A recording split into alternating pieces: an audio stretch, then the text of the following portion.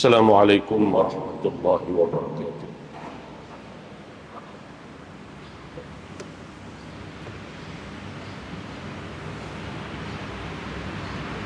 Allahu Akbar,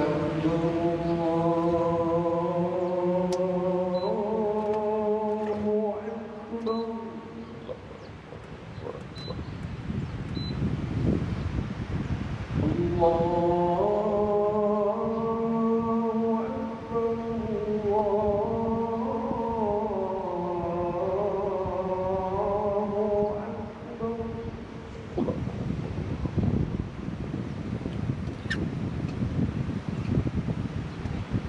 أشهد أن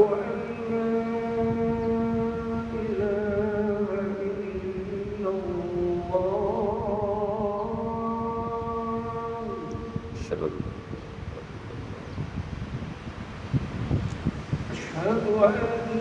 إله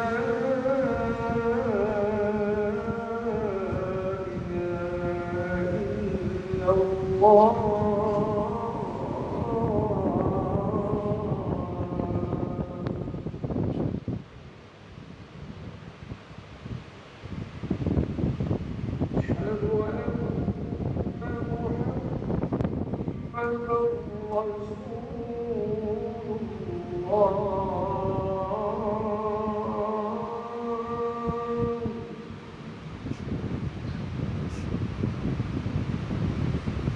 أشهد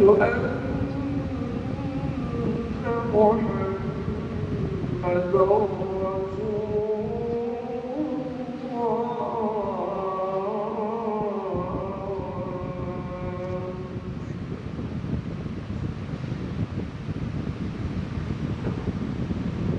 حي على الصلاة.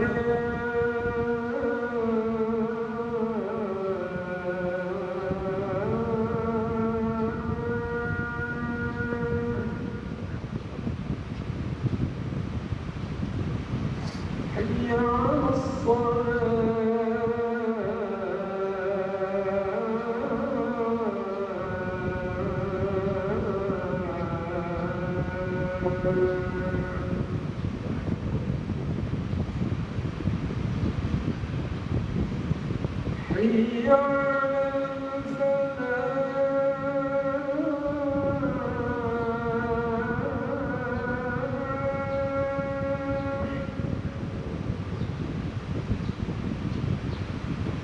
حي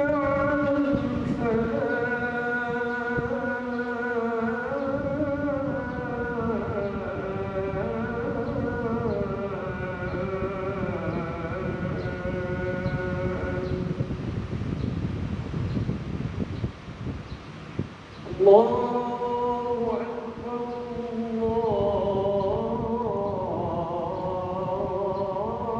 أكبر.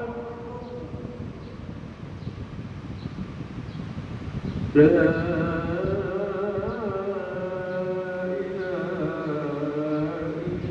إلا الله.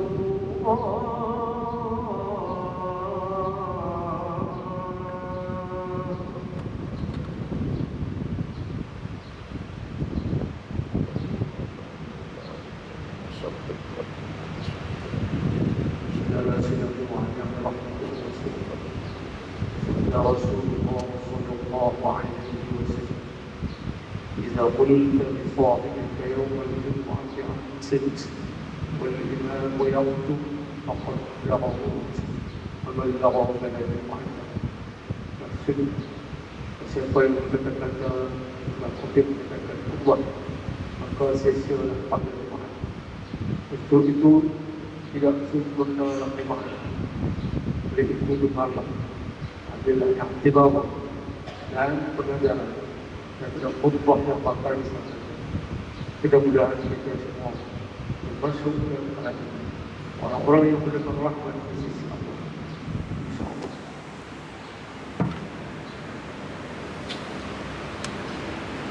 الحمد لله الذي أرسل رسوله بالهدى ودين الحق ليظهره على الدين كله ولو كره المشركون. أشهد أن لا إله إلا الله وحده لا شريك له وأشهد أن سيدنا محمدا عبده ورسوله اللهم صل وسلم وبارك على سيدنا وحبيبنا محمد وعلى آله وأصحابه ومن تبعهم بإحسان إلى يوم الدين. أما بعد، فيا عباد الله، اتقوا الله حق تقاته ولا تموتن إلا وأنتم مسلمون. قال الله تعالى: أعوذ بالله من الشيطان الرجيم. يا أيها الذين آمنوا اتقوا الله ولتنظر نفس ما قدمت لغد واتقوا الله إن الله خبير بما تعملون. Sadaqallahul azim. Yang bermaksud, wahai sekalian manusia yang beriman, bertakwalah kamu kepada Allah, yakni dengan mengerjakan suruhannya dan meninggalkan setiap larangannya. Dan hendaklah setiap daripada kamu melihat, yakni memikirkan apakah yang telah kamu sediakan daripada bekalan-bekalan amal kamu untuk menghadapi hari esok, yakni hari akhirat. Dan bertakwalah kamu kepada Allah. Sesungguhnya Allah amat mengetahui akan apa yang kamu kerjakan.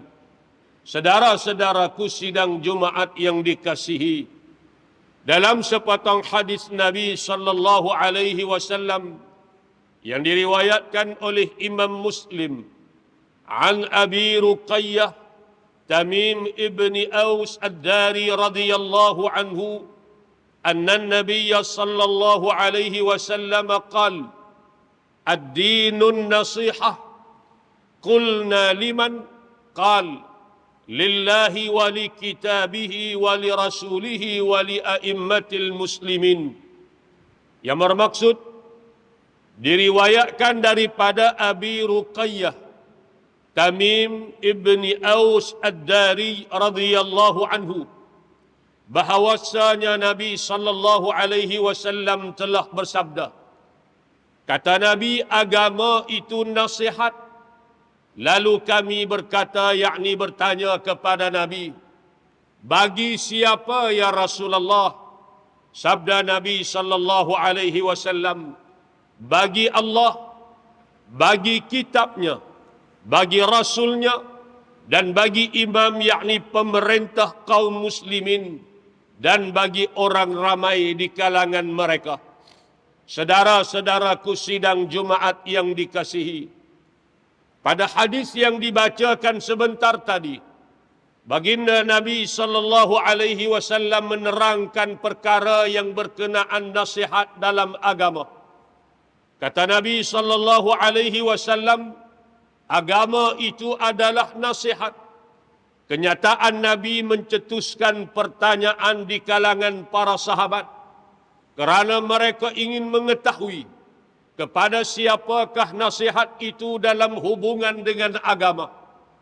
Yang pertamanya, Nabi sallallahu alaihi wasallam menjelaskan bahawa nasihat bagi Allah Subhanahu wa taala.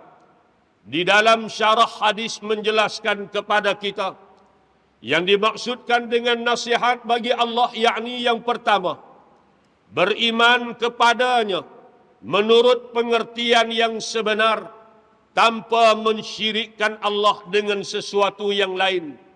Yang keduanya, melaksanakan setiap titah perintah Allah serta meninggalkan setiap larangannya.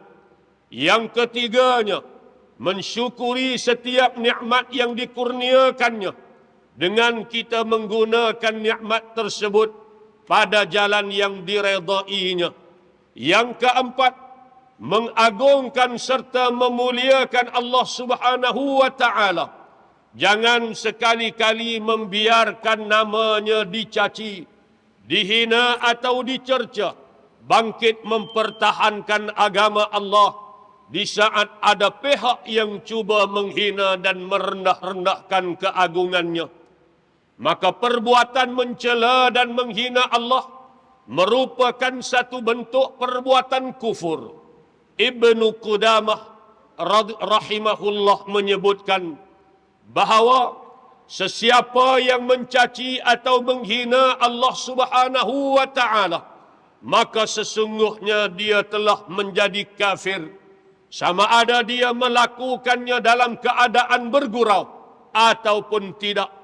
Maka kita wajib bangkit dengan apa cara sekalipun untuk mempertahankan kesucian dan keagungan Allah Subhanahu wa taala di saat nama Allah dihina dan diperlekeh-lekehkan. Yang kedua, baginda Nabi sallallahu alaihi wasallam menyebut nasihat bagi kitabnya. Maka dalam syarah hadis menyatakan bahawa yang dimaksudkan nasihat bagi kitabnya ialah yang pertama, beriman dengan isi kandungan Al-Quran dengan tidak meraguinya walau sedikit pun.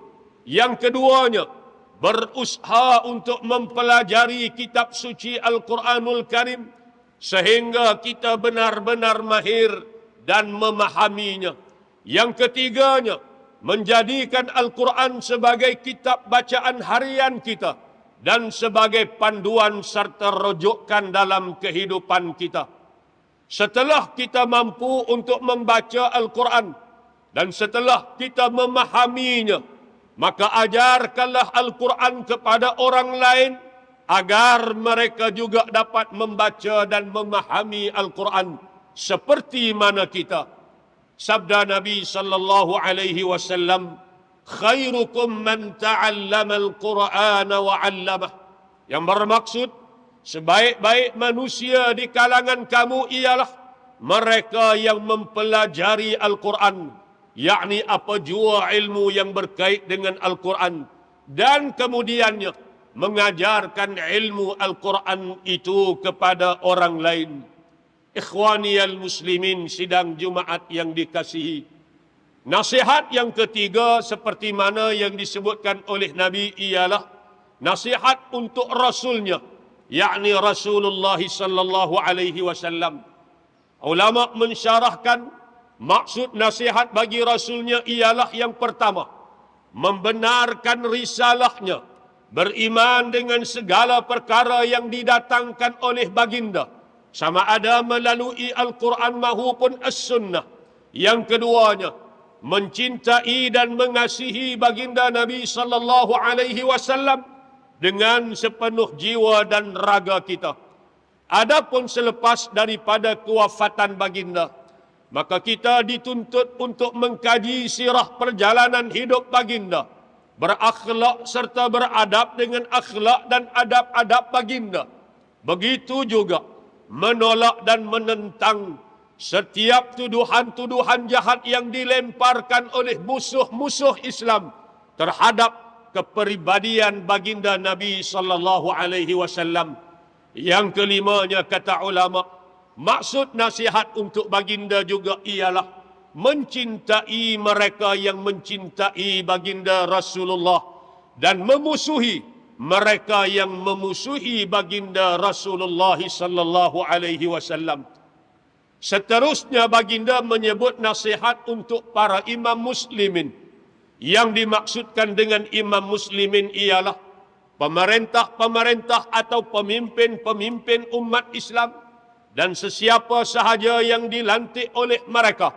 Termasuk juga dalam pengertian imam muslim ini ialah para alim ulama.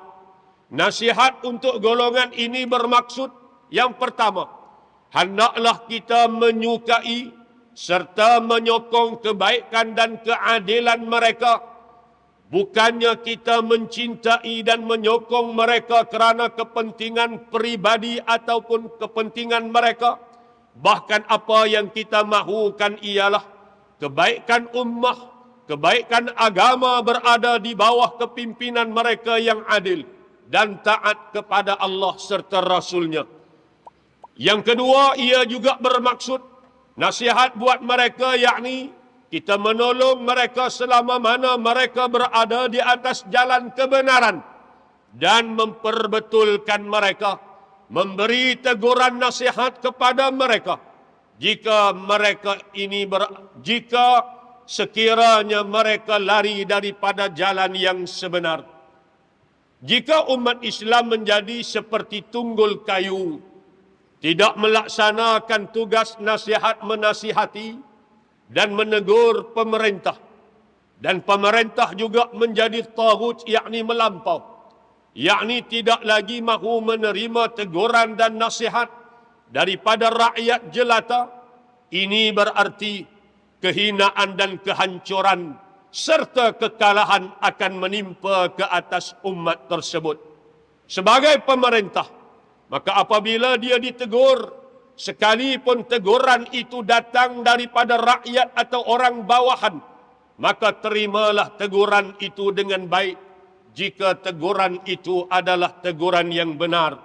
Sejarah telah menceritakan kepada kita bagaimana baginda Nabi sallallahu alaihi wasallam beberapa kali sepanjang hayat baginda menerima teguran dan nasihat daripada para sahabatnya, sekalipun baginda adalah seorang pemimpin agung yang dipandu oleh wahyu Allah Subhanahu wa taala. Saudara-saudaraku sidang Jumaat yang dikasihi, yang terakhir sekali kata Nabi ialah nasihat untuk sekalian kaum muslimin, yakni sesama kita. Dengan maksud, hendaklah kita memberi tunjuk ajar dan nasihat serta tegur-menegur sesama kita kepada kepentingan agama, kebaikan akhirat dan dunia sesama kita. Mudah-mudahan dengan teguran yang kita berikan, nasihat yang kita sampaikan sesama kita pada kebaikan, akan membawa manfaat yang besar untuk kita di dunia dan di akhirat. Namun apa yang menyedihkan ialah umat Islam pada hari ini memandang remeh di dalam melaksanakan hak an-nasihah, yakni nasihat menasihati terhadap saudara seagama, yang khususnya yang dalam masalah bekalan-bekalan mereka menuju ke akhirat, adalah menjadi tugas dan tanggungjawab kita untuk memperbetulkan apa yang tidak betul dan memperelokkan apa yang tidak elok. Dengan itu, nasihat menasihati akan berperanan dalam masyarakat Islam sebagai menutup keaiban, menyekat kepada kecacatan, mencegah kepada kemungkaran, serta melahirkan kebaikan dan keberkatan daripada Allah Subhanahu wa taala. Walau bagaimanapun, seseorang itu hendaklah memberi nasihat dan menegur saudaranya secara rahsia, kerana sesiapa yang menutup keaiban saudaranya, maka Allah Subhanahu wa taala akan menutup keaibannya. Tetapi sesiapa yang membuka keaiban saudaranya, maka Allah juga akan membuka keaiban dirinya. Saudara-saudaraku sidang Jumaat, mudah-mudahan dirahmati Allah Subhanahu wa taala. Dalam sesebuah masyarakat itu ada beberapa golongan dan lapisan masyarakat yang masing-masing ada tanggungjawab dan tugas masing-masing. Ada imam, yakni pemerintah atau kerajaan yang mesti dipatuhi. Ada pemimpin-pemimpin yang diikuti. Ada ulama-ulama yang dituruti dan diteladani, dan ada rakyat jelata yang mentaati. Maka semuanya perlu kepada nasihat menasihati, hormat menghormati, dan sayang menyayangi, agar hidup kita diberkati dan dirahmati. Barakallahu li wa lakum bil Qur'anil azim, wa nafa'ani wa iyyakum bima fihi minal ayati wal dhikril hakim, wa taqabbala minni wa minkum tilawatah, innahu huwas sami'ul alim. أقول قولي هذا وأستغفر الله العظيم لي ولكم ولسائر المسلمين والمسلمات والمؤمنين والمؤمنات فاستغفروه فيا فوز المستغفرين ويا نجاة التائبين. اللهم صل وسلم وزد وأجب وأنعم وتفضل وبارك بجلالك وكمالك على زين عبادك وأشرف عبادك وأسعد العرب والعجم وإمام طيبة والحرم أبي القاسم سيدنا ومولانا محمد وعلى آله وصحبه وسلم ورضي الله تبارك وتعالى عن كل الصحابة رسول الله أجمعين. الحمد لله الذي بنعمته تتم الصالحات وجعل الأرض قرارا وأحاطها بسبع سماوات. أشهد أن لا إله إلا الله وحده لا شريك له، وأشهد أن سيدنا محمدًا عبده ورسوله. اللهم صل وسلم على سيدنا محمد النبي الأمين وعلى آله وأصحابه الطاهرين ومن تبعهم بإحسان إلى يوم الدين. أما بعد، فيا عباد الله، اتقوا الله حق تقاته ولا تموتن إلا وأنتم مسلمون، واعلموا أن الله أمركم بأمر عظيم، أمركم بالصلاة والسلام على نبيه الكريم، فقال: أعوذ بالله من الشيطان الرجيم، إن الله وملائكته يصلون على النبي يا أيها الذين آمنوا صلوا عليه وسلموا تسليما. اللهم صل على سيدنا محمد وعلى آل سيدنا محمد كما صليت على سيدنا إبراهيم وعلى آل سيدنا إبراهيم، وبارك على سيدنا محمد وعلى آل سيدنا محمد كما باركت على سيدنا إبراهيم في العالمين إنك حميد مجيد. وارض اللهم عن الخلفاء الراشدين ساداتنا أبي بكر وعمر وعثمان وعلي، وعن بقية الصحابة والقرابة والتابعين وتابع التابعين ومن تبعهم بإحسان إلى يوم الدين. اللهم اغفر للمسلمين والمسلمات والمؤمنين والمؤمنات الأحياء منهم والأموات، إنك سميع قريب مجيب الدعوات يا قاضي الحاجات يا رب العالمين. اللهم اجعل هذا البلد آمنا مطمئنا. اللهم أصلح أئمتنا وولاة أمورنا، واشمل اللهم بعنايتك وتوفيقك جلالة الملك مولانا الأمين الكريم سلطان صالح الدين ابن المرحوم سلطان Badlisha, وولي عهده duli yang teramat mulia Tengku Syarafuddin Badlisha ibn Sultan Salihuddin wa jami'il usratil malakiyah. Allahumma a'izzal Islam wal muslimin wa dammir a'da'aka a'da'ad din wansur man nasarad din wakhdhul man khadhalal muslimin wa'ali kalimataka ila yaumiddin. Allahumma ansur ikhwanana al-muslimina wal-mujahidin wal-mustad'afina fi Palestin wa fi kulli makan. Allahumma inna naj'aluka fi nuhuri a'da'ina wa na'udzu bika min shururihim.